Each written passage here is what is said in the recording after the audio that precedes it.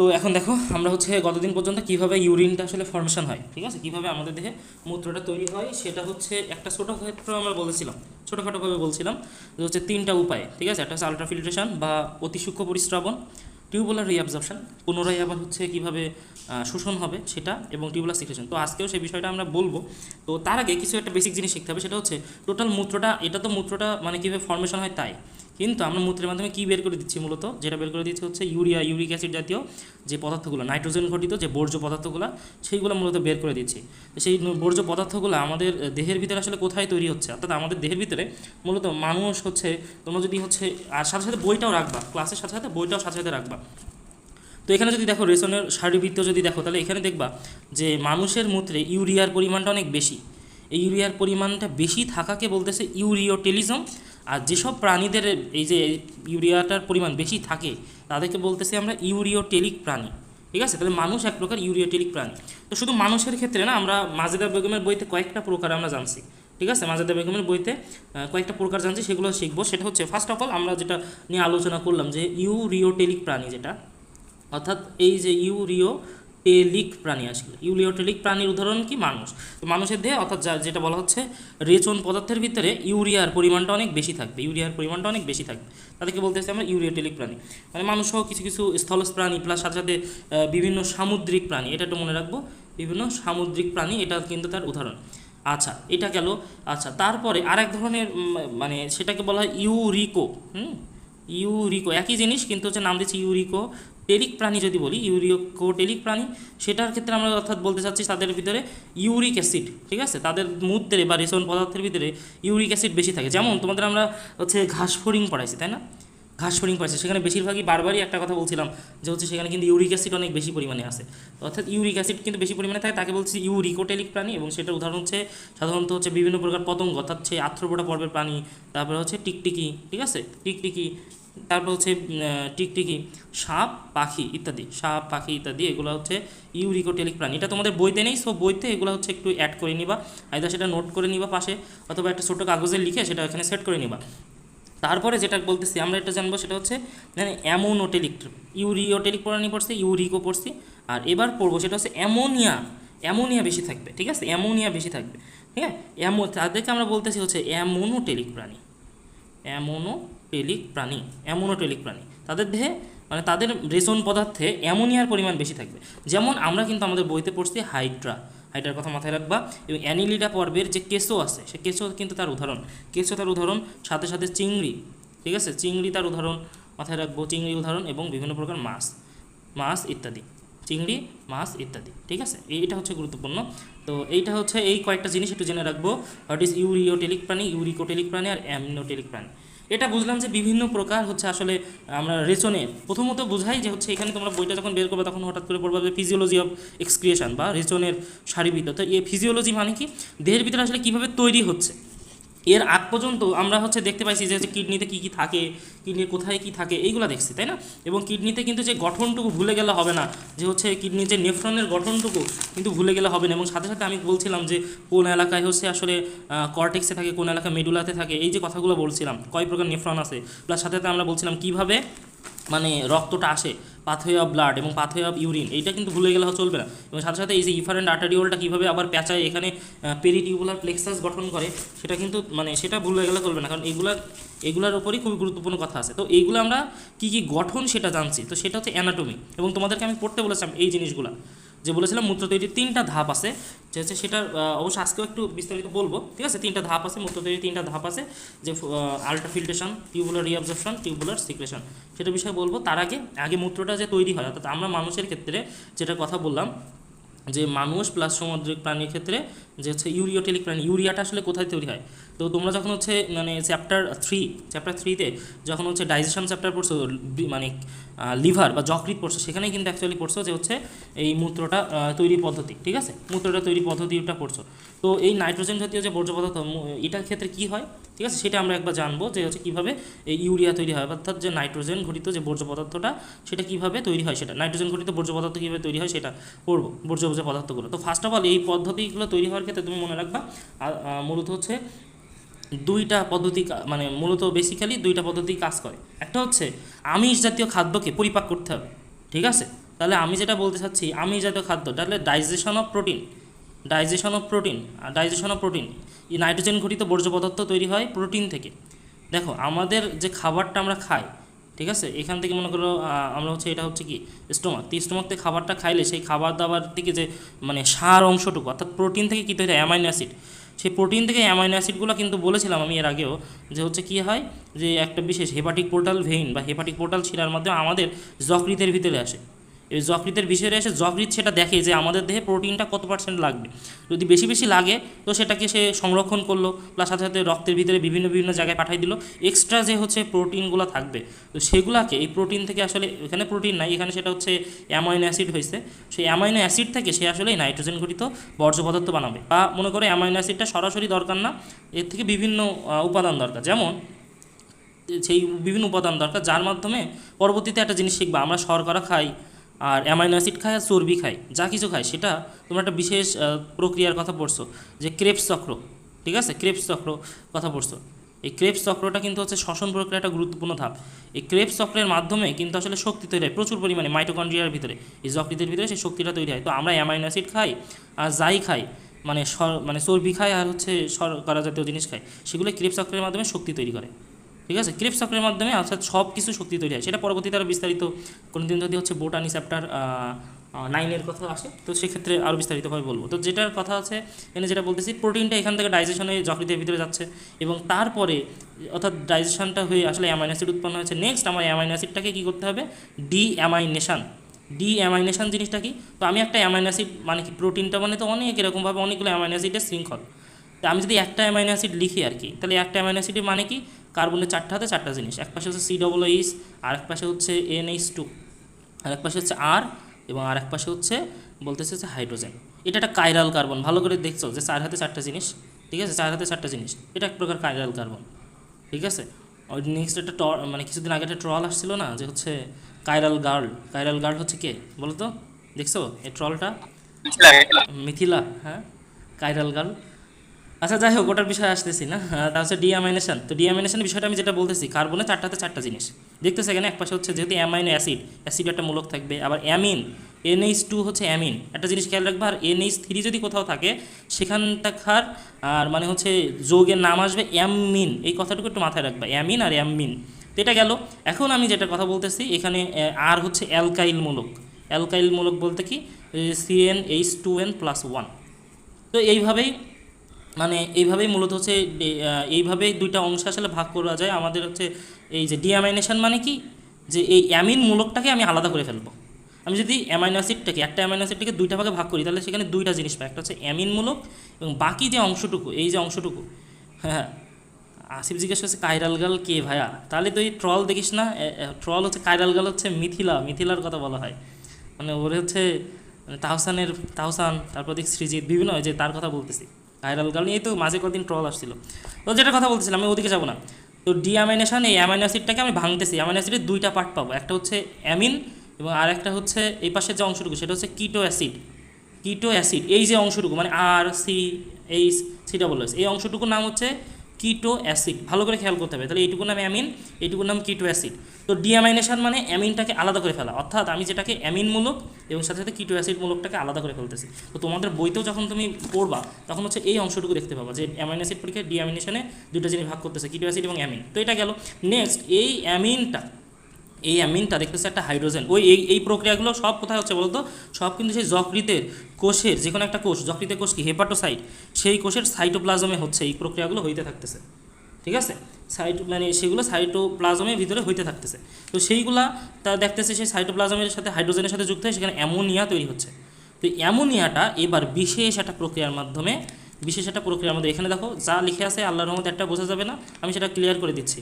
তো সেটার কথা বলতেছি যে হচ্ছে এখানে বিশেষ একটা প্রক্রিয়ার নাম কি অর্নিথিন চক্র, সেই অর্নিথিন চক্রের মাধ্যমে ইউরিয়া তৈরি করবে। তো সেই ইউরিয়া তৈরি প্রক্রিয়া, তাহলে তিনটা জিনিস বলতেছি আমি, যে হচ্ছে নাইট্রোজেন গঠিত বর্জ্য পদার্থ উৎপাদনের ক্ষেত্রে প্রোটিনটা ডাইজেশন হয়ে অ্যামাইনো অ্যাসিড হইতে হবে, নেক্সট অ্যামাইনো অ্যাসিডটাকে যকৃতের ভিতরে ভাঙতে হবে ভাঙতে হবে ডিঅ্যামিনেশন প্রক্রিয়ায়, এবং এই ডিঅ্যামিনেশনের পরে আমি এই যে বিশেষ সাইকেলটা দেখবো সেটা হচ্ছে অর্নিথিন সাইকেল বা ইউরিয়া সাইকেল, ঠিক আছে, অর্নিথিন সাইকেল বা হচ্ছে ইউরিয়া সাইকেল। খুবই খুবই গুরুত্বপূর্ণ এই অধ্যায়ের জন্য। কী কী উৎপাদ এখান থেকে তৈরি হয় তাই। তো আমি যেটা কথা যাচ্ছে অর্নিথিন সাইকেলটা আসলে কোথায় হচ্ছে, শুধু অর্নিথিন সাইকেল না, আমি যে কিছুক্ষণ আগে যে কথাগুলো বলতেছি সেই বিক্রিয়াগুলো হচ্ছে কিন্তু আমাদের সেই যকৃতের ভিতরে, মনে করো সেই যকৃতের ভিতরে হেপাটিক লোবিউল লোব, অর্থাৎ আমি যে কোনো একটা কোষ নিচ্ছি, সহজ কথা, এতে যকৃতে যে কোনো একটা কোষ নিচ্ছি, মনে করো আমার একটা বিরাট, এটা হচ্ছে আমার কোষ, ঠিক আছে, এটা যকৃতের কোষ। তো যকৃতের কোষের ভিতরে যে কোনো কোষের ভিতরে দুইটা অংশ থাকে, ঠিক আছে, যে কোনো কোষের ভিতরে দুইটা অংশ থাকে, একটা হচ্ছে কি সাইটোপ্লাজম, ঠিক আছে। আর আমি ধরতেছি আমার এখানে আমি একটা যেটাকে মানে ফিজিওলজিক একটা চিত্র আঁকাচ্ছি, সাপোজ আমার এখানে আছে হচ্ছে মাইটোকন্ড্রিয়া, ঠিক আছে, আমি মাইটোকন্ড্রিয়াকে জাস্ট একটু করতেছি, হাইলাইটিং করতেছি। তো আমি যেটা বলতেছি এটা হচ্ছে আমার মাইটোকন্ড্রিয়া। দুইটা জায়গায় কিন্তু এই অর্নিথিন সাইকেলটা হবে, একটা সাইটোপ্লাজম এবং মাইটোকন্ড্রিয়া। এখন দেখো আমি কিছুক্ষণ আগেই বলে আসছি যে এই সাইটোপ্লাজমে বা যাই হোক এখানে কি তৈরি হচ্ছে, ওই যে মানে ডিঅ্যামাইনেশন প্রক্রিয়ায় তৈরি হলো কি অ্যামোনিয়া, তাই না, অ্যামোনিয়া তৈরি হচ্ছে। এখন আরেকটা জিনিস তুমি দেখতেছো এখানে, আমরা জানি যে মাইটোকন্ড্রিয়ার ভিতরে প্রতিনিয়ত কি শ্বসন প্রক্রিয়া চলে, তাই না। শ্বসন প্রক্রিয়ার মানে কি, অর্থাৎ C6H12O6 অর্থাৎ গ্লুকোজ থেকে অক্সিজেনের উপস্থিতিতে সেই মানে কি তৈরি হয়, অক্সিজেনের উপস্থিতিতে কার্বন ডাইঅক্সাইড, পানি এবং হচ্ছে CO2 কার্বন ডাইঅক্সাইড, পানি আর এটিপি তৈরি হয়। তো এই যে আমার দরকার হচ্ছে কার্বন ডাইঅক্সাইডটা, সে কার্বন ডাইঅক্সাইডের সাথে যুক্ত হয়, অনেকগুলো বিক্রিয়া আছে, আমি যা শুধু বেসিক জিনিসগুলো দেখাবো। তো এই কার্বন ডাইঅক্সাইড যুক্ত হবে এবং কার্বন ডাইঅক্সাইড যুক্ত হয়ে সেখানে একটা বিশেষ মনে করা হচ্ছে এনজাইম, নাম হচ্ছে কার্বামাইলোফসফেটেজ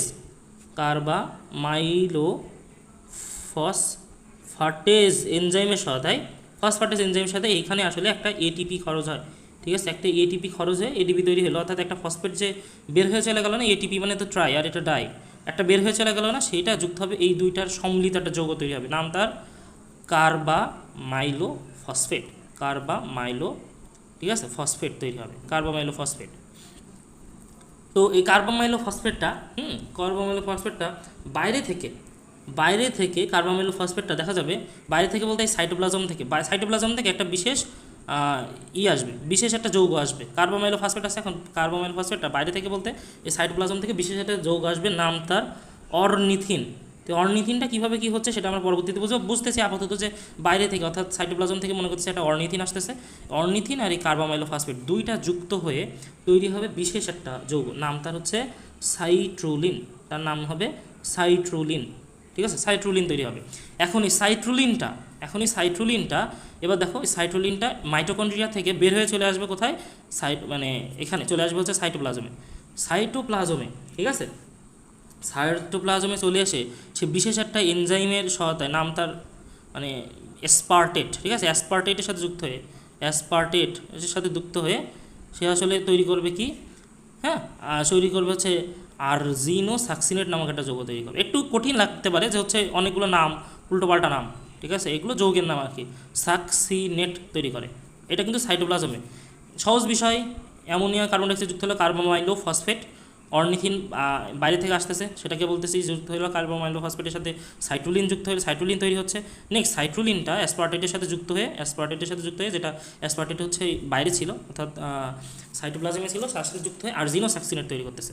তো আরজিনোসাকসিনেটটা এবার অস্থায়ী একটা যৌগ, তো এটা ভেঙে যায় বিভিন্ন এনজাইমের সহায়তায়, অনেকগুলো বিক্রিয়া আছে মাঝখানে, সেগুলো আমরা দেখাবো না। জাস্ট আরজিনোসাকসিনেটটা ভেঙে যায় দুইটা কাজ হয়, একটা হচ্ছে ফিউমারেট বা ফিউমারিক অ্যাসিডে পরিণত হয়, ফিউমারেট বলতে পারি, ফিউমারেট তৈরি হয় এবং সাথে তৈরি হয় হচ্ছে আরজিনিন, ঠিক আছে, আরজিনিন তৈরি হয় দুইটা, অর্থাৎ আমি যেটা বলছি আরজিনোসাকসিনেট এটা হচ্ছে দুইটা জিনিস ছিল, দুইটা ভাগ হয়ে চলে গেল, একটা হচ্ছে ফিউমারেট চলে গেল, অন্য কাজে চলে যাবে। ফিউমারেটের বিভিন্ন কাজ আছে, পরবর্তীতে আমরা বড় ক্লাসে আসলে শিখবো, ঠিক আছে। ফিউমারেট সাইক্লোনিস্টটা তৈরি করে, তা ফিউমারেটটা চলে যাবে এবং আরজিনিন যেটা তৈরি হবে, মানে আরজিনিনটা এর দুইটা কাজ, একটা হচ্ছে আরজিনিনের সাথে যদি হচ্ছে মানে বিভিন্ন বিক্রিয়া আছে, যা শুধু মনে রাখবো, আরজিনিনের সাথে এবার পানি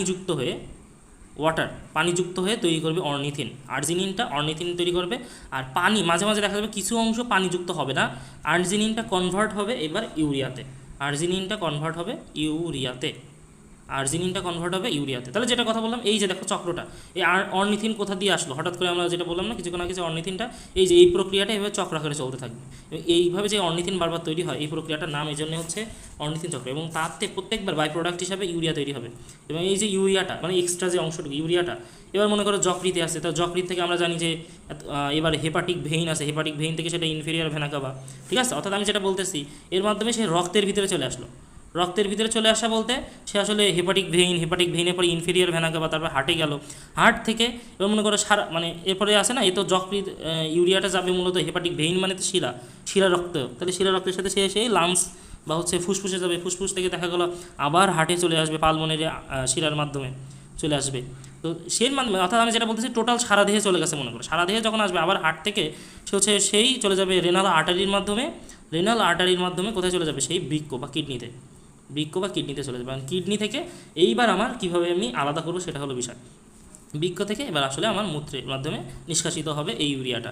তাহলে যেটা কথা বললাম তোমাদের বইতে এইভাবে চিত্র দেওয়া আছে, এইভাবে না করে তুমি জাস্ট যদি এইভাবে ঠিক করো, ঠিক আছে, এইভাবে যদি ঠিক করো, আমি যেটা কথা বললাম তোমার মনে হয় একটু সহজ মনে হবে, ঠিক আছে, সহজ মনে হবে যে কীভাবে কী হচ্ছে। এখানে তো ইচ্ছা মতো তীর চিহ্ন দিয়েছে, ইচ্ছা মতো যেদিক পারছে তীর চিহ্ন দিয়েছে, এদিক থেকে এই হয়েছে, মানে যে বোঝাই মানে যে বইটা বানাইছে সেই বুঝবে, এরকম একটা বিষয়। তো যেটার কথা বলতেছে এইটা একটু খেয়াল রাখবা, ঠিক আছে, এটা একটু খেয়াল রাখবা। এই কয়টা বিষয় আমি যেটা কথা বললাম এখানে, আর্জিনো সাকসিনেট বা কতগুলো বড় বড় নামগুলো বললাম, এগুলো একটু দেখবা। তো এইটার মাধ্যমে আছে অর্নিথিন সাইকেলের মাধ্যমে আসলে সে মূত্রটা তৈরি করলো, এটা ভালো কথা। এখন তারপরে তোমাদের এই মূত্রটা তৈরির ক্ষেত্রে আমি তো বলে দিয়েছি যে মূত্র তৈরির ধাপ কয়টা, মূত্র তৈরির ধাপ হচ্ছে 3টা। একটা হচ্ছে কি অতি সূক্ষ্ম পরিস্রাবণ, 3টা, ঠিক আছে, অতি সূক্ষ্ম, বইটাও সাথে সাথে বের করে রাখবা, অতি সূক্ষ্ম পরিস্রাবণ। তারপরে কি বলতেছি, অতি সূক্ষ্ম পরিস্রাবণ বা হচ্ছে আলট্রা ফিল্ট্রেশন, যেটাকে আমি বলতেছি বারবার। আরটা হচ্ছে মানে পুনঃশোষণ, টিউবুলার পুনঃশোষণ, ঠিক আছে, তোমার বইতে দেখবে আছে টিউবুলার যে পুনঃশোষণ। আর নেক্সট আছে হচ্ছে যে টিউবুলার ক্ষরণ, খুবই গুরুত্বপূর্ণ এটা, টিউবুলার ক্ষরণ বা হচ্ছে সক্রিয় ক্ষরণ লেখা আছে দেখবা, সক্রিয় ক্ষরণ, যেটা বলি 3টা ধাপ, এই 3টা ধাপ মনে রাখবো। এখন এইখানে একটু গুরুত্বপূর্ণ কিছু কথা আছে, টিউবুলার ক্ষরণ, এইখানে গুরুত্বপূর্ণ কিছু কথা আছে বলতে। জিনিসটা কি, প্রথমে আমরা যে ব্যাখ্যাটা করবো সেটা হচ্ছে আলট্রা ফিল্ট্রেশন, বা হচ্ছে আমি যেটা কথা বলতেছি প্রথম যে ধাপটা অতি সূক্ষ্ম পরিস্রাবণটা, ফিল্ট্রেশন। তো একটা জিনিস খেয়াল করো, আমি একটা জিনিস মানে মার্কিং করবো মেইনলি, এখানে দেখো অ্যাফারেন্ট আর্টারিওল, তারপর হচ্ছে গ্লোমেরুলাস, তারপর হচ্ছে ইফারেন্ট আর্টারিওল, আর এইখানটাকে এইটুকু হচ্ছে বোম্যান্স ক্যাপসুল, বারবারই বলা হয়েছে বোম্যান্স ক্যাপসুল, গ্লোমেরুলাস, এই যে জিনিসটা। তারপর প্রক্সিমাল কনভলিউটেড টিউবুল, হেনরির লুপ, তারপর হচ্ছে ঠিক আছে ডিজিটাল কনভলিউটেড টিউবুল, সংগ্রাহী নালিকা। একটা নেফ্রনকে আমি জাস্ট মানে হাইলাইট করতেছি, আমার এই অংশটুকুর ভিতরে আলট্রা ফিল্ট্রেশন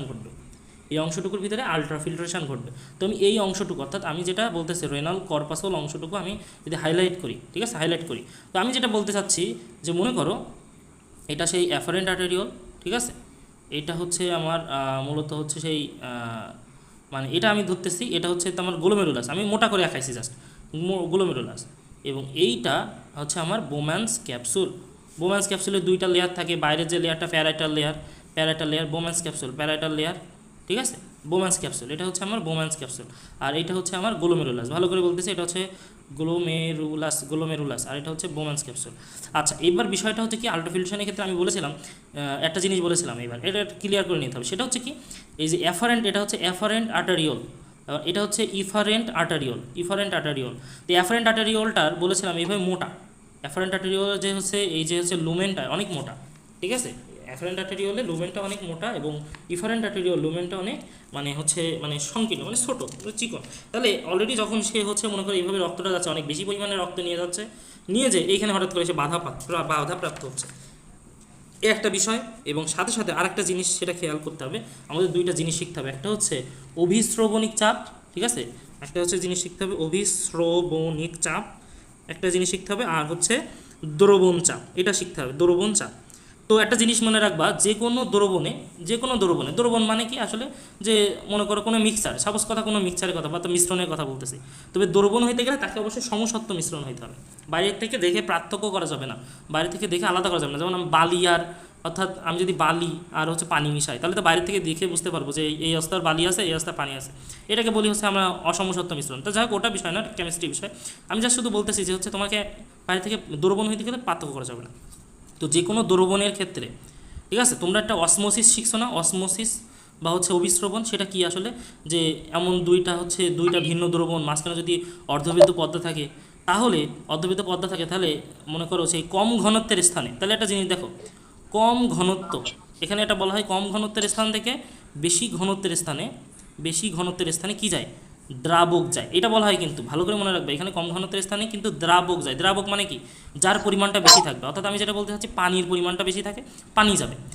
অর্থাৎ কম ঘনত্ব মানে কি, নিশ্চিত এখানে তাহলে বেশি পানি ছিল, তাহলে কিন্তু সবসময় একটা জিনিস ঘটে, বেশি থেকে কমে যায়।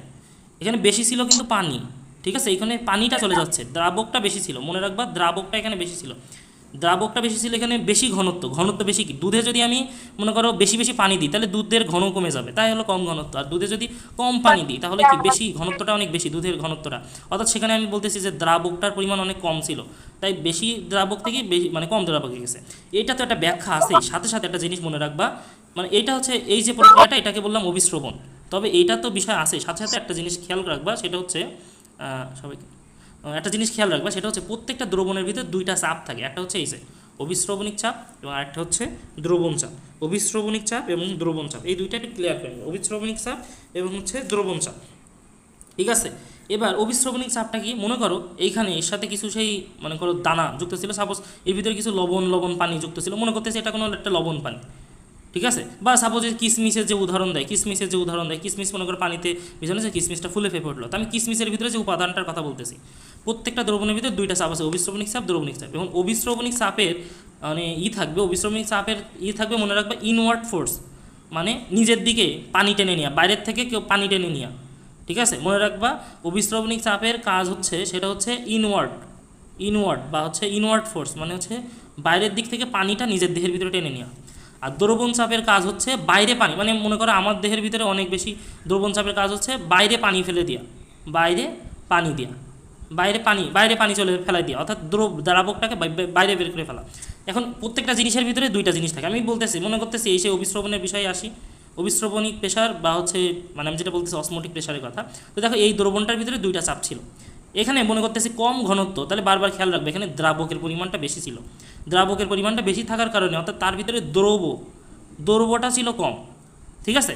এই কারণে তার দ্রবণ চাপ থাকে বেশি, দ্রবণ চাপ বেশি মানে আমি বলেছিলাম বাইরের দিকে পানি ঠেলে দেওয়ার পরিমাণ, দ্রবণ চাপ থাকে বেশি, কিন্তু অভিস্রবণিক চাপ থাকে কম। ভালোভাবে মনে রাখবা, এখানে কম ঘনত্বের দ্রবণে বেশি এমন থাকবে যে হচ্ছে দ্রবণ চাপটা থাকবে বেশি, ঠিক আছে।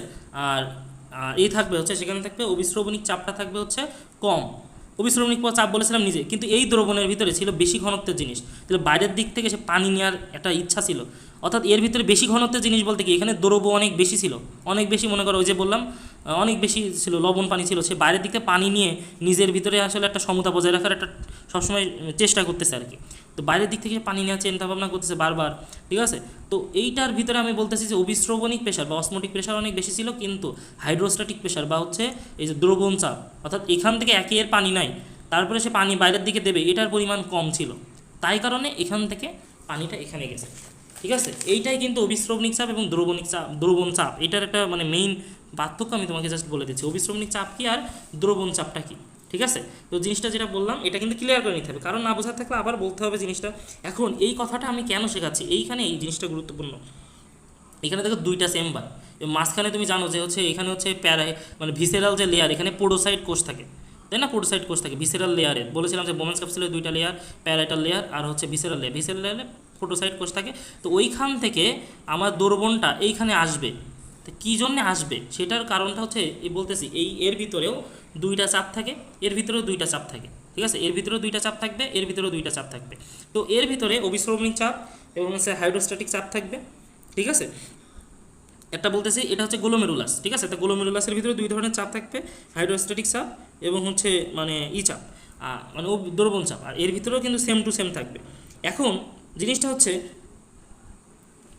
এখন দেখো আমি যদি এবার আমার ওইখান থেকে নিয়ে আসতে হয়, আমি যদি মনে করো নিয়ে আসি, অর্থাৎ ওখান থেকে আমি উপাদানগুলোরে এই পাশে পাঠাচ্ছি, ঠিক আছে, তাহলে ওর নিশ্চিত ওখানে আমার এই গ্লোমেরুলাসের কৈশিক জালিকায় হাইড্রোস্ট্যাটিক চাপ, মানে ওখান থেকে আসতে গেলে দেখো ওখানে হাইড্রোস্ট্যাটিক এর মানে কি, ভালোভাবে খেয়াল করে রাখো, হাইড্রোস্ট্যাটিক চাপের মানে কি, সে বাইরে ঠেলে দেয়া, আর এর ভিতরে যে অভিস্রবণিক চাপটা আছে সেটা মানে কি এখান থেকে বাইরে ও কিছু নিয়ে নেওয়া, এখান থেকে কিছু নিয়ে নেওয়া, এটা একটা খেয়াল রাখবা, এটা যদি আবার না বুঝতে পারো বারবার বলবো, আমি এর ক্ষেত্রে বলতেছি, এটা গ্লোমেরুলাসের ক্ষেত্রে বলতেছি, গ্লোমেরুলাসের ক্ষেত্রে ধরতেছি এইটা হচ্ছে মানে হাইড্রোস্ট্যাটিক চাপ। তো মনে রাখবা এই গ্লোমেরুলাস, আমি জাস্ট শুধু এবার গ্লোমেরুলাসের কথা বলতেছি, এখানে বেশ একটা অঙ্ক আছে তোমাদের নিউ এডিশনের বইতে এটা আবার অ্যাড করছে, এই জন্য এইটা পড়াচ্ছি, ঠিক আছে? পুরোনো বইতে নাই, নিউ এডিশনের বইতে আবার এটা অ্যাড করছে। সেটা হচ্ছে কি, গ্লোমেরুলাসের তাহলে দুইটা জিনিস আছে, গ্লোমেরুলাসের ক্ষেত্রে দুইটা জিনিস আছে। একটা হচ্ছে যেটা বললাম হাইড্রোস্ট্যাটিক চাপ বা হচ্ছে দুর্বনিক চাপ আছে, মানে মনে রাখবা 70 বা 75 বলা হয়েছে, 75 মিলিমিটার পারদ, ঠিক আছে? দ্রবণ চাপ মানে কি, বাইরে পাঠানো। এবার এখান থেকে কিছু যে আসবে, অর্থাৎ এর ভিতরে যে অসমোটিক চাপ, কলয়েডাল অসমোটিক চাপ, এরকম কথা লেখা থাকবে দেখবা, কলয়েডাল অসমোটিক চাপ। তোমাদের কাছে নতুন বইটা, আমার কাছে মানে নতুন এডিশনের এটা নাই, না ওই ম্যাথটা দেখাই দিতাম। তো আমি যেটা কথা বলতেছি, গ্লোমেরুলাসে মনে করো হাইড্রোস্ট্যাটিক প্রেশার হচ্ছে 75, এবং আমি যেটা বলতেছি যে অসমোটিক প্রেশার বা হচ্ছে কলয়েডাল অসমোটিক প্রেশারটা, ইনওয়ার্ড যে ফোর্সটা, সেটা প্রায় 0 মিলিমিটার পারদ, নেই বললেই চলে। এবার আমি জিনিস বলি, এবার এইখানকার কথা বলতেছি, এইখানে কথা হচ্ছে, দেখো সে কি করবে, এইখান থেকে আমি এবার এইখানেও মনে করি এই দ্রবণের ভিতরে দুইটা চাপ আছে, অভিস্রবণিক চাপ সাথে দ্রবণ চাপ। তো অভিস্রবণিক চাপ কি, সে আসলে ওইখান থেকে পানিটা নিয়ে আসবে, এটারই প্রত্যক্ষ, এইটার কথা বলতেছি। এটার ক্ষেত্রে আমি একটু অন্যরকম চিহ্ন ব্যবহার করি, মনে করতেছি এইটা আসতেছে, এটা হচ্ছে অভিস্রবণিক চাপ, মনে রাখবা। তাহলে এইটা আমি নিশ্চিত যোগ হবে, অভিস্রবণিক চাপ, এটা যোগ হবে। প্লাস সাথে সাথে এ মনে করে এবার কিছু পাঠাচ্ছে, কিছু পাঠাচ্ছে, অর্থাৎ এর যে দ্রবণ চাপ বাইরে, তা এই যে দ্রবণ চাপটা, ঠিক আছে? তাহলে এর বিরুদ্ধে, এই চাপের বিরুদ্ধে তার চাপটা থাকবে, মনে রাখবো হচ্ছে 30, ঠিক আছে? এই যে মানে বোম্যান্স ক্যাপসুলে, তাহলে একটা বললাম যে অভিস্রবণিক চাপটা হচ্ছে, তাহলে আমি লিখে দিই আর কি, লিখে তাহলে তো বুঝতে পারবা। একটুখানি কঠিন এই জিনিসটুকু, একটুখানি কঠিন, আমি মানে জাস্ট বোম্যান্স ক্যাপসুলের বিষয়ে বলতেছি। তো বোম্যান্স ক্যাপসুলে দুইটা জিনিস আছে, হাইড্রোস্ট্যাটিক চাপ এবং সাথে সাথে অসমোটিক চাপ। তো এই বোম্যান্স ক্যাপসুলে হাইড্রোস্ট্যাটিক চাপ মানে কি, সে বাইরে বের করে দেওয়ার চাপ না, বাইরে বের করে দেওয়ার চাপ, মানে এখান থেকে তরলটা ওইখানে যাবে, এরকম একটা চাপ। তো এইটা প্রায় মানে বলতেছে, এই যে এইটা হচ্ছে কত, 20, মানে সরি, এটা হচ্ছে তরল চাপটা হচ্ছে 20 মিলিমিটার মার্কারি। আর হচ্ছে অসমোটিক চাপ, মানে ওখান থেকে কিছু জিনিস সে এখানে নিয়ে আসবে, টানবে, ঠিক আছে? এইটা হচ্ছে মনে করো হচ্ছে কলয়েডাল অভিস্রবণিক চাপ হচ্ছে 30 মিলিমিটার মার্কারি, ঠিক আছে? এই যে 30 মিলিমিটার মার্কারি। এখন এই যে এখান থেকে মনে করো কোনো কিছু একটা জিনিসের নিয়ে আসতেছে, তো এর বিরুদ্ধে তাকে হচ্ছে, মানে আমি যেটা বলতে চাচ্ছি, তাহলে এইখানে এর বিরুদ্ধে আসলে এই দুইটা চাপের বিরুদ্ধে তাকে কাজ করতে হবে। এই যে গ্লোমেরুলাসে এর বিরুদ্ধে, মানে ওখান থেকে আমি বিভিন্ন উপাদান আমি নিয়ে আসবো, এখানে নিয়ে আসবো, ঠিক আছে? সেটা বিরুদ্ধে আমার কাজ করতে হবে, কাজ করতে হবে। আচ্ছা, আমি মেবি এখানে একটা করছি, নেগেটিভ ফোর্সের একটা বিষয় আছে, হাইড্রোস্ট্যাটিক চাপের বিষয়টা বলছি, অসমোটিক চাপের বিষয়টা বলতেছি। আচ্ছা, আমার একটা জিনিস মানে ভুল হয়েছে বলতে কি, আমার হচ্ছে এই যে জিরোটা এইখানে দিতে হবে। এখানে দেখো আমি আবার বোঝাই দিচ্ছি জিনিসটা, একটু যদি বোঝাই দিচ্ছি, এই যে এইখানে দিতে হবে, অসমোটিক চাপটা হচ্ছে এইখানে হবে, কেন হবে সেটা আমি বলতেছি। এইটা হবে 0 মিলিমিটার মার্কারি, এটা হবে 0 মিলিমিটার মার্কারি। আমি আবার জিনিসটা একটু জাস্ট বোঝাই দিচ্ছি, আমি তোমাকে একটু ক্লিয়ার করে দিচ্ছি, জিনিসটা একটু ভুল হয়েছে, এই জন্য হচ্ছে ক্লিয়ার করে দিচ্ছি। ভালো করে খেয়াল করে রাখো, আমি তোমাকে বারবারই একটা জিনিস বলতেছি, কেউ যদি না বুঝতে পারো এরপরেও তারপর আমাকে জাস্ট বলবা কিন্তু, ঠিক আছে? আমি যেটা জিনিসটা আমি জাস্ট এবার বোঝাই দিচ্ছি, এবার একটা জিনিসটা খেয়াল করো, আমার করা হয়নি, একটু ভুল হয়েছে। যেটা কথা বলতেছি, প্রত্যেকটা দ্রবণের ভিতরে আমি বলেছি দুই ধরনের চাপ থাকে। আমি প্রথমে আসতেছি গ্লোমেরুলাসের কথা, দুই ধরনের চাপ থাকে সেটার বিষয় বললাম। তো একটা জিনিস হচ্ছে দ্রবণের যে চাপটা, তার চাপটা সবসময় বাইরের দিকে, তার দিকটা সবসময় বাইরে, দ্রবণ যে চাপটা। আর এই যে অভিস্রবণিক চাপ যেটা বা অসমোটিক প্রেশার যেটা, অভিস্রবণিক যে চাপটা, সেটা সবসময় তাকে হচ্ছে ভিতরের দিকে, কোনো কিছু বাইরের থেকে ভিতরের দিকে টানা, ঠিক আছে? ভিতরে সহজ ভাষায় আমি যেটা বলতেছি, দ্রবণ চাপটা সবসময় বাইরের দিকে চাপ, আর অভিস্রবণিক চাপ সবসময় ভিতরে। ভাইয়া, জি জি জি, হ্যাঁ, একজন মানে এবার চাপটা কি ভ্যারি করে নাকি সবসময় একই? না, চাপটা ভ্যারি করে বলতে কি, এটা সবসময় একই, মানে এটা নিট ধ্রুবক অনেকটা। তবে অনেক বইতে তুমি 75-এর জায়গায় অন্য কিছু পাইতে পারো, 70 পাইতে পারো, হ্যাঁ। জিনিসটা আমি জাস্ট শুধু দেখালাম, হ্যাঁ। এখানে মনে করো হচ্ছে আমাদের হায়ার মেডিকেলে, আমরা মেডিকেলের ক্ষেত্রে যখন আসবা তখন হচ্ছে আমাদের এক্ষেত্রে, তোমাদের বইতে 20 দিয়েছে, আমাদের এখানে 16 দিয়েছে, 16 তারপরে এখানে সেখানে 30-এর জায়গায় এখানে দিয়েছে 32, এরকম মানে বিভিন্ন এইগুলো ভ্যারিয়েবল আছে। কিন্তু আমি যেটা বলতেছি, এই চাপটা মানে যে বইতে যেটা আছে তোমাদের ক্ষেত্রে যদি আসে সেটা ওইভাবেই ভ্যারিয়ে, মানে ওইভাবে কনস্ট্যান্ট। চাপটা হচ্ছে মানে একবার কম বেশি এরকম হয় না। জাস্ট এটা হচ্ছে effective filtration pressure, effective filtration pressure, ঠিক আছে।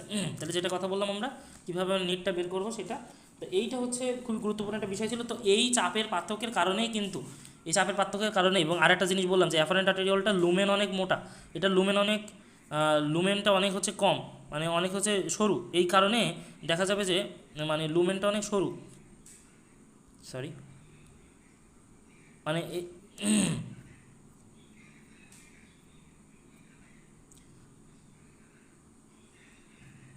তো দেখো এখানে যেটা বললাম যে হচ্ছে এর ক্ষেত্রে যেটা এর লুমেনটা অনেক সরু, তার ফলে অনেক বড় বেশি বেশি রক্ত নিয়ে এসে যাচ্ছে, হঠাৎ করে বাধা পাচ্ছে, এই একটা চাপ। তারপরে এই যে চাপের পার্থক্য, এই চাপের কারণে কিন্তু যে হচ্ছে কি বলতেছে যে রক্তের প্রোটিন, এই যে এই লাইনটা খুবই গুরুত্বপূর্ণ, এই যে তোমাদের বইতে যে রক্তের প্রোটিন এবং রক্তকণিকা, অর্থাৎ রক্তের প্লাজমার ভিতরে আমরা বিভিন্ন প্রকার প্লাজমা প্রোটিন পড়ছি না, ফাইব্রোজেন, প্রথমবিন, গ্লোবিলিন, এইগুলা বাদে বাকি সমস্ত কিছুই কিন্তু চলে আসে কোথায়, এই বোম্যান্স ক্যাপসুলে চলে আসে। এবং বোম্যান্স ক্যাপসুলে চলে আসলে সেখান থেকে সে এবার কোথায় যাবে, বোম্যান্স ক্যাপসুল থেকে সে যাবে হচ্ছে এইখানে প্রক্সিমাল কনভলিউটেড টিউবুল বা হচ্ছে নিকটবর্তী প্যাসোনালিকা, যেখান থেকে দেখো, তাহলে দেখো প্রায় সমস্ত অংশটুকুই কিন্তু চলে আসছে, ভালো জিনিস খারাপ জিনিস সবটুকুই চলে আসছে। এখন সবটুকু যদি চলে আসে, এর ভিতরে যদি সবটুকু চলে আসে এখান থেকে এখানে যদি চলে যায়, তাহলে মনে করো প্রথমবার কি করবে, সে এই প্রক্সিমাল কনভলিউটেড টিউবুলের দায়িত্ব থাকবে, সে যতগুলা নিতে পারে, যতগুলো আমরা পড়ছি না যে পেরিটিউবুলার প্লেক্সাসের কথা, এখানে পেরিটিউবুলার প্লেক্সাসের কথা, এখানে দেখতেছি যে আবার পেরিটিউবুলার ভেবে প্লেক্সাস আছে, তো সে চাবে যে এইখান থেকে যতগুলো আবার এই পুনরায় পেরিটিউবুলার প্লেক্সাসে ব্যাপন প্রক্রিয়া চলে যায়, এবং দেখছে 60%, অর্থাৎ 100% গ্লুকোজ, 100% অ্যামাইনো অ্যাসিড, 100% ভিটামিন, এগুলো কিন্তু হচ্ছে আর আমার মূত্রের মাধ্যমে বের করে দিলে তো আমার ক্ষতি, তাই না? তো যত পার্সেন্ট মানে ক্লোরাইড, বাইকার্বনেট, যত কিছু আমার দরকার, যত পার্সেন্ট, সবচেয়ে বেশি পার্সেন্ট পানি চলে যায় এখান থেকে সবচেয়ে বেশি পার্সেন্ট পানি, অর্থাৎ 65% পানি কিন্তু আবার এখান থেকে এখানে চলে যায়, মানে অর্থাৎ পেরিটিউবুলার প্লেক্সাসে শোষণ হয়, পেরিটিউবুলার প্লেক্সাসে শোষণ হয়, ঠিক আছে, খুব ভালোভাবে মাথায় রাখতে হবে। দেখতেছে এখানে বড় একটা সব, অর্থাৎ পুনঃশোষণ, তাহলে দেখতেছে একবার এখান থেকে অলরেডি বের হয়ে চলে আসতেছে, আবার সেটা পুনরায় আবার চলে যাচ্ছে, মোট 100%-এর ভিতরে 80%ই পুনরায় আবার পেরিটিউবুলার প্লেক্সাসের ভিতরে চলে যাবে, আর অনলি 20% কিন্তু এই নেফ্রনের একদম সংগ্রাহী নালিকায় আসবে, ঠিক আছে, একদম সংগ্রাহী নালিকায় আসবে। কি কথা বলে, আচ্ছা যেটা কথা বলতেছিলাম, তাহলে এইটা সংগ্রাহী নালিকায় চলে আসবে, তাহলে মোট 80%-এর ভিতরে। এখন ওটা কি গেল, এবং তারপরে দেখো এইখানে এবার তোমাকে আমি একটা জিনিস মুখস্থ করতে বলছিলাম, এইটা যে প্রক্সিমাল প্যাসোনালিকাতে মানে ফিল্ট্রেশন তো সব হয় অ্যাকচুয়ালি, এখানে কম লিখছে, এটা কিন্তু মেইন না, এটা কিন্তু সব ভালোভাবে মাথায় রাখতে হবে। এবং জিনিসটা পুনঃশোষণটা কী কী হয়, পুনঃশোষণের পুনরায় এবার পেরিটিবুলার প্লেক্সাসে কী কী চলে যায়, এবার যদি পেরিটিবুলার প্লেক্সাসে কোনো কিছু যদি আবার থেকেও যায়, মনে করো আসার কথা সব, তারপরেও যদি কারো যদি থেকেও যায়, সেগুলো কিন্তু আবার পুনরায় পেরিটিবুলার প্লেক্সাস থেকে এই যে মনে করো এই যে ইসের ভিতরে, অর্থাৎ প্রক্সিমাল প্যাসোনাল নালিকা কিংবা অর্থাৎ আবার এই টিউবের ভিতরে চলে আসবে, টিউবের ভিতরে চলে আসবে। এই কারণেই কিন্তু হচ্ছে তাকে আমরা বলতেছি সক্রিয় ক্ষরণ, ঠিক আছে, ক্ষরণ মানে তাহলে বাইরে থেকে আবার পুনরায় চলে আসা ক্ষরণ, আর পুনঃশোষণ মানে এইখান থেকে আবার পুনরায় এখানে চলে যাওয়া। তো এইটাই কিন্তু কোন এলাকায় কী কী ক্ষরিত হয়, কী কী হচ্ছে এই হয়, এটা খুবই খুবই গুরুত্বপূর্ণ, এটা মাথায় রাখতে হবে, খুবই খুবই গুরুত্বপূর্ণ, এটা মাথায় রাখতে হবে, ঠিক আছে, খুবই খুবই গুরুত্বপূর্ণ, এটা মাথায় রাখতে হবে। তো এইটা হচ্ছে রাখবো, এবং কোথায় কোথায় কী কী এখানে লেখা আছে দেখো, কোন এলাকা থেকে কোন কোনগুলো শোষিত হয়, পুনঃশোষিত হয়, সেগুলো একটা মুখস্থ করে ফেলতে হবে একটু। তবে একটা সহজ বিষয়, এই যে জিনিসগুলো ভুল করলে হবে না, যেমন এই যে এইখানে 100% গ্লুকোজ, সবচেয়ে বেশি পানি, ঠিক আছে, 100% অ্যামাইনো অ্যাসিড, 100% হচ্ছে ভিটামিন, সবগুলো প্রক্সিমাল প্যাসোনালিকার সঙ্গে হয়, ভিতরে চলে যায়। আরেকটা জিনিস মাথায় রাখতে হবে, এই যে হেনরির লুপতে দুইটা অংশ, একটা হচ্ছে ডিসেন্ডিং নিচে নামতেছে, আর একটা অ্যাসেন্ডিং। তো এই ডিসেন্ডিং লুপে অনলি পানিটা পুনঃশোষণ হবে, কোনো প্রকার সলিউট বা হচ্ছে সাপোজ কোনো দ্রব্য, ঠিক আছে, দ্রব্য হচ্ছে করবে না। আচ্ছা হ্যাঁ, আরেকবার দেখে নিবা, রেকর্ড আছে, আমি রেকর্ড করছি, সমস্যা নেই, আরেকবার কিন্তু অন্তত আজকের এই একটু কঠিন বিষয় যদিও, সেটা একটু দেখে নিবা মাস্ট। তো এইটা হচ্ছে খুবই গুরুত্বপূর্ণ বিষয়, মাথায় রাখবা। এরপরে আমরা যে জিনিসটা জানবো সেটা হচ্ছে ফিল্ট্রেশন পেশা জানলাম, এরপরে রিসনে আমরা অসমো রেগুলেশনটা পড়ব। রিসনের ভিতরে অসমো রেগুলেশন, অসমো রেগুলেশন জিনিসটা কি আসলে, অসমো রেগুলেশন বা ভারসাম্য, সহজ কথা মনে হয় ভারসাম্য, মানে দেহের ভিতরে অসমোলারিটি বা হচ্ছে ওই যে কিছুক্ষণ আগে বললাম না অবিশ্রবণ একটা বিষয়, অর্থাৎ কোনো জিনিসের ভিতরে এরকমভাবে বেশি বেশি দ্রবণ যদি মিক্সচার থাকে, তো সেটার ভিতরে অসমোলারিটি মনে করো, আমি যেটা বোঝাচ্ছি ঘনত্ব আর কি, অনেকটা ঘনত্বটা বৃদ্ধি পাইলো, ঠিক আছে, ঘনত্বটা বৃদ্ধি পাইলো, তো সেটা কীভাবে মেনটেনেন্স হয়, একজন মনে করতেছি যে হচ্ছে একজনের দেহের ভিতরে পানি ওয়াটার সাপ্লাই কমে গেছে, মানে আমি বলতেছি সে ওয়াটার ইনটেক করতেছে কম, ঠিক আছে, খুবই গুরুত্বপূর্ণ এই অংশটুকু, খুবই মনোযোগ দিয়ে দেখো। তো যেটার কথা বলতেছি, দেহের ভিতরে মনে করতেছে একজন ওয়াটার ইনটেক করতেছে কম, মানে কম পরিমাণ ওয়াটার ইনটেক করছে, তার ফলে তার দেহের ভিতরে রক্তের ভিতরে, এখন দেখো রক্তের ভিতরে যদি বেশি বেশি ওয়াটার থাকে বা সহজ কথা প্লাজমার পরিমাণ যদি ঠিকঠাক থাকে, তাহলে ঘনত্ব, একটা নির্দিষ্ট ঘনত্ব বিরাজ করে।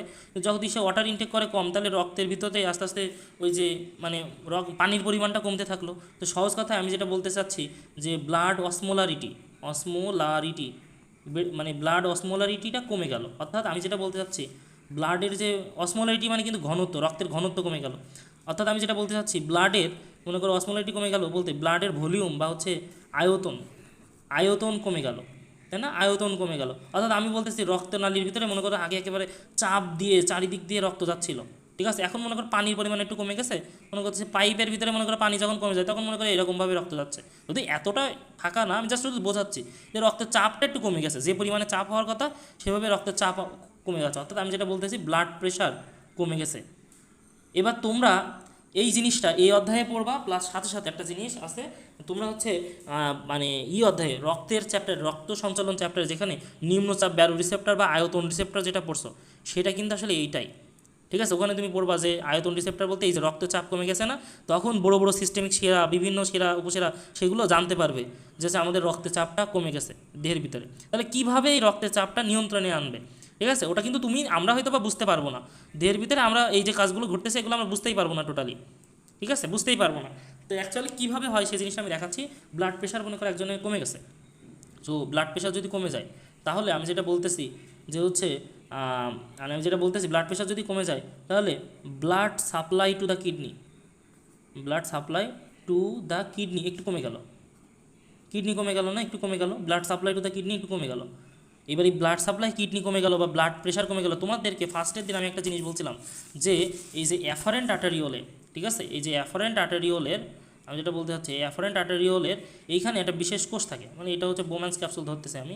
তো অ্যাফারেন্ট আর্টারিওলের এই যে আবরণীতে বিশেষ ধরনের কোষ থাকে, যেগুলো হচ্ছে মানে অনেকটা বলতে পারি সেই সেন্স নিচ্ছে, এরকম যে এইখান থেকে রক্তটা আসতেছে, রক্তটা আসতে কম বা ব্লাড প্রেশারটা আসলে কম আছে, এরা সেটা মনিটর করবে। তো এই কোষগুলোর নাম হচ্ছে জাক্সটা গ্লোমেরুলার সেল। ব্লাড সাপ্লাই কমে গেল, সো মনিটর করতেছে কে, জাক্সটা গ্লোমেরুলার সেল, জাক্সটা গ্লোমেরুলার কোষ, জাক্সটা গ্লোমেরুলার সেল সেটা হচ্ছে মনিটর করতেছে। যদি সেটা মনিটর করে, তাহলে এবার দেখো কি হচ্ছে, এখান থেকে সে বুঝাই দিচ্ছে যে ভাই এখানে কিন্তু এবার রক্তটা যখন এখানে যায় সেখানে চাপটা কমে গেল, ঠিকভাবে হচ্ছে না, ঠিক আছে। তো এখানে কিন্তু অ্যাকচুয়ালি দেখতেছি যে এইখানেও রক্তের পরিমাণটা কমে আসছে, মানে ঠিকভাবে কম, মানে সলিউটগুলো কম কম যাচ্ছে এখানে, এরকম একটা বিষয় ঘটবে।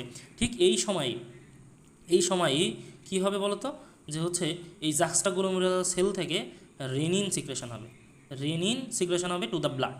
অর্থাৎ এইখান থেকে সে হচ্ছে রেনিন সিক্রেশন করবে গ্লোমেরুলাস দিয়ে ইফারেন্ট আর্টেরিওলের মাধ্যমে। এরপরে পরবর্তীতে আমরা বলছি পেরিটিকুলার প্লেক্সাস, রেনিন সিক্রেশন হয়ে, রেনিন এক প্রকার এনজাইম, সে হচ্ছে রক্তের সাথে মিশে যাবে, ঠিক আছে। আমি যেটা বলতেছি রেনিন সিক্রেশন। এখন রেনিন সিক্রেশন হলে রেনিনের কাজ হচ্ছে কি, আমরা কিছুদিন আগে বলছি যে রেনিন বৃক্ক থেকে একটা বিশেষ এনজাইম তৈরি হয়, নামটা রেনিন এনজাইম। তো রেনিনটা এবার যে রক্তের ভিতরে, মনে রাখবা এই লিভার থেকে একটা বিশেষ, লিভারে একটা বিশেষ, তুমি ইসের কথা বলছিলে, এনজাইমের কথা বল বা হরমোনের কথা বলছিলে, হ্যাঁ, লিভার থেকে সেটার নাম কি, অ্যানজিওটেনসিন, এটা মনে রাখবা। তো এটা জাস্ট যদি কারোর মাথাও না থাকে, জাস্ট আরেকবার একটু দেখে নিবা, অ্যানজিওটেনসিনোজেন। এটা যদি তোমার হচ্ছে, আমার কাছে হচ্ছে প্রথম পার্টটুকু নাই, তুমি যদি কারোর লিভার পড়া থাকে, তো লিভার থেকে তুমি ওখানে একটা দেখতে পাবা যে হচ্ছে লিভার থেকে একটা বিশেষ জিনিস খরিতে, নামটা কি, অ্যানজিওটেনসিনোজেন, একটা অ্যাকচুয়ালি টেনসিনোজেন হবে, অ্যানজিওটেনসিনোজেন বাংলায় লিখে আমি, ঠিক আছে। এদিক দেখো এখন অ্যানজিওটেনসিনোজেন, এখন দেখো এই জেন কথাটার মানে হচ্ছে সে আসলে জাইমোজেন, অর্থাৎ নিষ্ক্রিয়। এই নিষ্ক্রিয় জিনিসটা এখন যদি নিষ্ক্রিয় থাকে, তাহলে এই নিষ্ক্রিয়টাই রেনিন এবার অ্যানজিওটেনসিনোজেনকে মানে কি করবে, মানে অ্যাক্টিভ করবে, করে কি বানাবে, অ্যানজিওটেনসিন বাংলায় লিখে অ্যানজিওটেনসিন 1 বানাচ্ছে, অ্যানজিওটেনসিন 1 বানাবে। এই রেনিনটা একে হচ্ছে সক্রিয় করবে, এটা নিষ্ক্রিয় ছিল তা সক্রিয় করতেছে, এই কিন্তু রক্তের ভিতরে ঘটতেছে, এবং এই অ্যানজিওটেনসিনোজেনটা আসতেছে মানে লিভার থেকে আসতেছে। এবারে অ্যানজিওটেনসিনটা রক্তের ভিতরে, অ্যানজিওটেনসিনটা বিশেষ একটা এনজাইম আছে, ACE enzyme, angiotensin converting enzyme, এর প্রভাবে মূলত হচ্ছে এটা আসতেছে ফুসফুস থেকে, ফুসফুস থেকে, এটা কিন্তু এত কিছু ঘটে যাচ্ছে জাস্ট শুধু একটা ব্লাড প্রেশার কমে গেছে তাই, ঠিক আছে। তো ফুসফুস থেকে বিশেষ এনজাইম এসি এনজাইমের প্রভাবে অ্যানজিওটেনসিন 1টা এবার অ্যানজিওটেনসিন 2তে পরিণত হচ্ছে। ও তার মধ্যে একটা জিনিস বলে দেওয়া হয় নাই, এই অ্যানজিওটেনসিন দেখেন, অ্যানজিও মানে হচ্ছে ভেসেলস, ভেসেলস মানে হচ্ছে দেহের ভিতরে দুইটা জিনিস, আর্টারি আর ভেইন, অর্থাৎ রক্ত, মানে যেটা বলতেছি যে শিরা, আর মানে এখানে হচ্ছে যে ধমনী আর শিরা যেটার কথা বলতেছি, অ্যানজিওটেনসিন 2তে পরিণত করে, অ্যানজিওটেনসিন 2তে পরিণত করে। তো এই অ্যানজিওটেনসিন 2টা আসলে মেন কাজটা ঘটাবে। অ্যানজিওটেনসিনটা আসলে মনে করে একটা ট্রিগারে কাজ করবে, এটা রক্তের ভিতরে যখন মানে মিশে যাবে অ্যানজিওটেনসিন 2টা, সেটা ব্রেনে যে পিটুইটারি গ্ল্যান্ডকে বলে দিবে বা হচ্ছে হাইপোথ্যালামাসকে এবার অ্যাক্টিভ করবে, যে বলবে যে যে এরকমভাবে দেহের ভিতরে অ্যানজিওটেনসিন 2 হয়েছে, মানে হাইপোথ্যালামাস বুঝতে পারবে ব্রেনের ভিতরে যে হাইপোথ্যালামাস আছে, যে হচ্ছে দেহের ভিতরে নিশ্চিত রক্তের চাপ কমে গেছে, এই কারণে এই সমস্যাটা ঘটছে, অ্যানজিওটেনসিন 2 গঠিত হয়েছে। তো অ্যানজিওটেনসিন 2টা এবার কী করবে, একটা ট্রিগারের মতো কাজ করবে। দেখো এখানে কিছুক্ষণ আগে বললাম অ্যানজিও মানে হচ্ছে আর্টারি ভেসেলস, অর্থাৎ আর্টারিয়াল ভেইন। তো কী করবে, রক্তনালী আগে মনে করো মানে রক্তনালীর ভিতর দিয়ে আমি বলতেছি যে মনে করো ব্লাড ভলিউম কমে গেছে, অর্থাৎ ব্লাডটা মনে করো এইরকমভাবে যাচ্ছিলো, মনে করো আগে সম্পূর্ণভাবে পূর্ণভাবে যাচ্ছিলো, এখন ব্লাড এই যে এই এলাকাটুকু ফাঁকা আছে এরকম। তো কী করবে হাইপোথ্যালামাস, কী করবে সরাসরি কাজ ঘটাবে হচ্ছে কি ভেজোকনস্ট্রিকশন। ভেজোকনস্ট্রিকশন মানে আসলে করা, কনস্ট্রিকশন, রক্তনালী সংকোচন করতেছে, রক্তনালী সংকোচন, অর্থাৎ মানে ভেসেলসটাকে সরু করে দিচ্ছে। তাহলে সরু করে দিলে আবার একটু রক্তচাপ বেড়ে গেল, তাই না? এই একটা কাজ করবে। শুধু তাই করবে না, এই অ্যানজিওটেনসিন আরও দুইটা কাজ ঘটাবে। আর ভেজোকনস্ট্রিকশন করে দিলে কি ব্লাড প্রেশার বেড়ে যাবে। আমার তো মেইন কাজ সেই ব্লাড প্রেশার কমে গেছিলো, তাই তো এই কাজ, তো এই ব্লাড প্রেশারটা বেড়ে গেল। অ্যানজিওটেনসিন 2 আরও দুইটা কাজ করবে, সেটা কি আমি তো এই যে বললাম হাইপোথ্যালামাসকে মূলত সে নিজে যখন অ্যানজিওটেনসিন 2 তৈরি হবে, এগুলো অ্যাক্টিভ ফর্ম ছিল না, অ্যানজিওটেনসিন 2 সরাসরি ভেজোকনস্ট্রিকশন করবে। আর হাইপোথ্যালামাসকে সে অ্যাক্টিভ করবে বলেছিলাম কিছুক্ষণ আগে, থ্যালামাস, সেই হাইপোথ্যালামাসকে যখন সে অ্যাক্টিভ করবে, হাইপোথ্যালামাসে তোমরা যদি হচ্ছে 8 অধ্যায় সমন্বয় আর নিঃসরণ অধ্যায় কেউ যদি পড়ে থাকো, সেখানে দেখতে পাবো আমাদের ব্রেনের ভিতরে হাইপোথ্যালামাসের ভিতরে আসলে ক্ষুধা, তৃষ্ণা, ঘাম, ঘুম, রাগ, ঠিক আছে, এই সকল অনুভূতি সেট করা থাকে। তো হাইপোথ্যালামাস দুইটা কাজ করবে, এক হচ্ছে মনে রাখবা হাইপোথ্যালামাস পিটুইটারিকে বলবে, পিটুইটারি যে মেইন যে গ্ল্যান্ড, পিটুইটারিকে বলবে ভাই তুমি এডিএইচ ক্ষরণ করো, এডিএইচ বা হচ্ছে ভ্যাসোপ্রেসিন যে হরমোনটা সেটা ক্ষরণ করো। আর এডিএইচটা মনে রাখবা যে এডিএইচটা দেহের ভিতরে পানি শোষণ বাড়াই দিবে, পানি শোষণ বাড়াই দেবে। কীভাবে বাড়াই দিবে সেটা আমি পরবর্তীতে বলবো। একটা মনে রাখবা যে পানি শোষণটা জাস্ট বাড়াই দেবে। আর দেহের ভিতরে মনে করো মূত্রের মাধ্যমে, আমি যেটা বলতে চাচ্ছি পানি শোষণ বাড়াই দেবে, মানে গতকাল আমি একটা কথা বলছিলাম যে এডিএইচ ইকুয়ালস টু পানি শোষণ। এই যে সংগ্রাহী নালিকাতে কি হয়, সংগ্রাহী নালিকাতে সেই এডিএইচটা চলে আসবে, এখানে সংগ্রাহী নালিকাতে চলে এসে সে বেশি বেশি পানি মূত্রের মাধ্যমে বের করতে দিবে না, না দিয়ে দেহের ভিতরে টেনে নেবে। অর্থাৎ একে হচ্ছে ব্লাড ভলিউম কম, অর্থাৎ পানির পরিমাণ, আরও যদি দেহের ভিতর থেকে পানি বের করে দেয় তাহলে তো ক্ষতি, তাই না? এই কারণে দেহের ভিতরে সে পানি আসলে বেশি বেশি শোষণ করে নেবে, যার ফলে অ্যাকচুয়ালি ব্লাড প্রেশারটা বেড়ে যাবে, একটু বাড়বে। কিন্তু মেইন কাজ হচ্ছে এইটা। এবার সাথে সাথে বলতেছি সে শুধু এই কাজটাই ঘটাবে না, পিটুইটারি থেকে শুধু এই কাজটাই ঘটাবে না, সে সাথে সাথে আমাদের তৃষ্ণার যে সেন্টারটা, আমাদের থার্স যে সেন্টারটা, আমাদের পানি পিপাসা পাবে। তো পানি পিপাসা পাইলে তৃষ্ণা পাবে, ঠিক আছে, হাইপোথ্যালামাসকে বোঝাই দিচ্ছে যে তৃষ্ণা পাবে। তাতে যদি কারো যদি মনে করে কেউ যদি পানি খায়, ঠিক আছে, আমি যদি পানিটা খাই তখন কি হবে, আমার কিন্তু পানি খাইলে আমার সেই ব্লাড ভলিউমটা আবার ঠিক থাকলো, আমার ব্লাড প্রেশারটা বেড়ে গেল, এরকম একটা কাজ। তাহলে এতগুলো কাজ কিন্তু ঘটাচ্ছে। এবং সাথে সাথে আরেকটা কাজ করবে অ্যানজিওটেনসিন 2, সেটা হচ্ছে আমরা জানি কিডনির উপরে বিশেষ একটা গ্ল্যান্ড আছে, নাম তার সুপ্রারেনাল গ্ল্যান্ড বা হচ্ছে অ্যাড্রেনাল গ্রন্থি। সেই অ্যাড্রেনাল গ্রন্থিটা কে সে অ্যাক্টিভ করবে অ্যানজিওটেনসিন 2, ওখানে যখন রক্ত যাবে তখন সেটা অ্যাক্টিভ হয়ে যাবে। ওখান থেকে অ্যাড্রেনাল কর্টেক্স থেকে, অর্থাৎ আমি যেটা বলতেছি অ্যাক্টিভ করবে কাকে, অ্যাড্রেনাল কর্টেক্স, এই প্লাস চিহ্ন মানে অ্যাক্টিভ করা, হাইপোথ্যালামাসকে সে অ্যাক্টিভ করতেছে। অ্যাড্রেনাল কর্টেক্সকে সে যখন অ্যাক্টিভ করবে তখন অ্যাড্রেনাল কর্টেক্স থেকে বিশেষ একটা হরমোন খরিত হবে, নাম তার অ্যালডোস্টেরন। এই অ্যালডোস্টেরন নামক যে হরমোনটা, এটার কাজ ঘটাবে কি, সে আবার সেই সংগ্রাহী নালিকায় চলে যাবে। সেই সংগ্রাহী নালিকা বলতে কিছুক্ষণ আগে আমরা যেটা বললাম না, এই এলাকায় এডিএইচের একটা কাজ আছে, সেই সাথে সাথে এই যে অ্যালডোস্টেরনটা কী করাবে, সোডিয়াম আয়নটা এই এলাকা থেকে, অর্থাৎ সংগ্রাহী নালিকার এই এলাকা থেকে, অর্থাৎ এসে হচ্ছে এখান থেকে মূত্রের মাধ্যমে যদি বেশি বেশি সোডিয়াম বের করে দিবে না, সে কী করবে, সোডিয়াম আয়নটা দেহের ভিতরে এইখানে টেনে নেবে, আর সোডিয়ামের লোভে বেশি বেশি পানিও এখান থেকে চলে আসা শুরু করবে। অর্থাৎ এডিএইচের জন্য কিছু পানি তো আসতেছে, সাথে সাথে অ্যালডোস্টেরনের জন্যও পানি আসবে। তাহলে অর্থাৎ বেশি বেশি দেহের ভিতরে পানি আসতেছে, এরকম একটা বিষয়। তো সেই কারণে অর্থাৎ আমি যেটা বলতেছি, সোডিয়াম এগুলো মূলত সোডিয়াম আয়ন শোষণের কাজ করবে, সাথে সাথে পটাশিয়াম আয়ন দেহের জন্য খারাপ, তো পটাশিয়াম আয়নটা ক্ষরণ করবে, ক্ষরণ অর্থাৎ এই বাইরের থেকে পেরিটিকুলার প্লেক্সাস থেকে বেশি বেশি পটাশিয়াম আয়ন সে হলো এই পথে দিয়ে দেবে, বেশি বেশি সোডিয়াম, আর সোডিয়ামের লোভে পানি ওইখান থেকে মূলত পেরিটিকুলার প্লেক্সাসে চলে আসবে। তো সহজ কথায় আমি যেটা বলতেছি, সেও ব্লাড প্রেশারটাকে মানে পরোক্ষভাবে বাড়াই দেবে, এই হলো কাজ। টোটাল তাহলে ভূমিকাটা দেখছো, এই জিনিসটা যদি তুমি জানতে পারো, এই টোটাল যে বিষয়টা বললাম এই জিনিসটা যদি তুমি জানতে পারো, এরপরে ব্লাডের যে অসমো রেগুলেশন বলে, যে অসমো রেগুলেশনে ব্লাডের ভূমিকা, এখানে যে কতগুলো কথা আছে, এই অসমো রেগুলেশনের পদ্ধতি তোমাদের বইতে একটু কম করে লিখছে, যা শুধু কয়েকটা বিষয় লিখছে, আমি যেটা বলতেছি এখানে আমি বইয়ের সাথে মিলাই দিচ্ছি। এখন দেখো এখানে অ্যান্টিডায়োরেটিক হরমোন যেটা বলতেছে না, এটাই কিন্তু সেই এডিএইচ যেটা এখানে বললাম, এবং এডিএইচের আরেকটা নাম হচ্ছে ভ্যাসোপ্রেসিন হরমোন। ভ্যাসোপ্রেসিন মানে কি, ভেসেলসটাকে প্রেস করতেছে, চাপ দিচ্ছে, তার কারণে কিন্তু এই যে রক্তনালী সংকোচন হচ্ছে, ঠিক আছে। ভ্যাসোপ্রেসিন ওটার সাথে সাথে ওটাও রক্তনালীটাকে সংকোচন করে, এটা মাথায় রাখবো। এডিএইসও হচ্ছে ভ্যাসোপ্রেসিনটাকে হচ্ছে রক্তনালীতে মানে মনে করো হচ্ছে রক্তনালী সংকোচন ঘটাবে, এবং সাথে সাথে এই যে এডিএইসের পরিমাণ কিন্তু বেড়ে যাবে বলেছিলাম, যে যদি এই যে এখানে লিখছে মূত্রে দিদিক দেখো দেহের ভিতরে পানির পরিমাণ কমে গেলে রক্তে এডিএইসের পরিমাণ বেড়ে যাবে, এবং বৃক্ক এই যে অল্প পরিমাণ মূত্র নিঃসরণ হবে, তখন তোমার মূত্র কম হবে, এই হলো কথা। কারণ দেহের ভিতরে তখন বেশি বেশি পানি টেনে নিচ্ছে, ঠিক আছে। আবার উল্টা প্রক্রিয়া হবে, যদি কেউ মনে করো, এ তো আমি বললাম যে হচ্ছে মনে করো কেউ যদি পানি কম খায়, কিন্তু উল্টা প্রক্রিয়া যদি হয়, কেউ মনে করো পানি মানে করলো না, পানি মনে করো হচ্ছে এক গাদা খেয়ে নিল, ঠিক আছে, অনেক খেয়ে নিল, তখন কিন্তু এডিএইচ কমে যাবে। তখন দেখা যাবে, আমরা বলেছিলাম না মিনিটে হচ্ছে 1 মিলিলিটার করে মূত্র তৈরি হয়, তখন মিনিটে 16 মিলিলিটার পর্যন্ত বৃদ্ধি পাইতে পারে, এই যে 16 মিলিলিটার পর্যন্ত বৃদ্ধি পাইতে পারে। তখন কিন্তু তখন আর কোনো ব্যক্তির যদি দিনে 23 লিটার পানি খায় কেউ, তাহলে সে মারা যাবে, এটা আবার কিন্তু বিষয়, ঠিক আছে। তা 23 লিটার পর্যন্ত পানি খেলে কিন্তু আবার মারা যায়। তো আমি কিছু কিছু কথা আছে এখানে, তুমি যখন পড়তে যাবা তখন দেখবা এই যে হাইপোথ্যালামাসের কথা, এই যে হাইপোথ্যালামাস পিটুইটারিকে বলতেছে যে পশ্চাৎ পিটুইটারি, তো পিটুইটারি তো 3টা আসলে অগ্র পিটুইটারি, তা মূলত এই এডিএইচটা করিতে হয় পশ্চাৎ পিটুইটারি থেকে, অগ্র, মধ্য আর পশ্চাৎ। তো এইটার ক্ষেত্রে দেখো এখানে যেটা বলতেছে হাইপোথ্যালামাস থেকে পিটুইটারি থেকে সেই মুক্ত হবে মানে এডিএইচ যে হরমোনটা, সেটার কথাই কিন্তু এইখানে মূলত লেখা আছে। এই সেম জিনিসটুকু তোমরা যদি বইটা বের করো, তাহলে এইখানে যে এই যে 2টা জিনিস আছে, 6-7 লিটার জল খালি কোনো সমস্যা না, আমি বলেছি কেউ যদি দিনে 30 লিটার মানে 23 লিটার পানি খায়, তাহলে সে মারা যাবে, তার ভিতরে আসলে মানে দেহের ভিতরে কোনো চেঞ্জ আসবে না, ঠিক আছে, মারা যাবে, এরকম একটা বিষয়। 23 লিটার।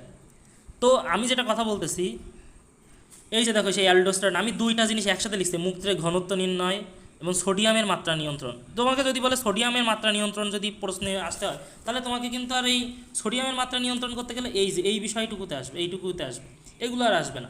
যদি বলে ঘনত্বের বিষয়, তাহলে সমস্ত বিষয়টুকুই লিখতে হবে। যদি মানে যদি তোমাদের সৃজনশীল নেই এখনও, ঠিক আছে, এখন জাস্ট শুধু অবজেক্টিভের জন্য পড়তেছে, তো সেই কারণে জাস্ট খেয়াল রাখো যে কোনটা থেকে কী তৈরি হচ্ছে। ফুসফুস থেকে একটা বিশেষ এনজাইম তৈরি হচ্ছে, AC enzyme, angiotensin converting enzyme, এই যে অ্যানজিওটেনসিন 1 থেকে যেটা অ্যানজিওটেনসিন 2 বানাই দিচ্ছে, এরকম একটা বিষয়।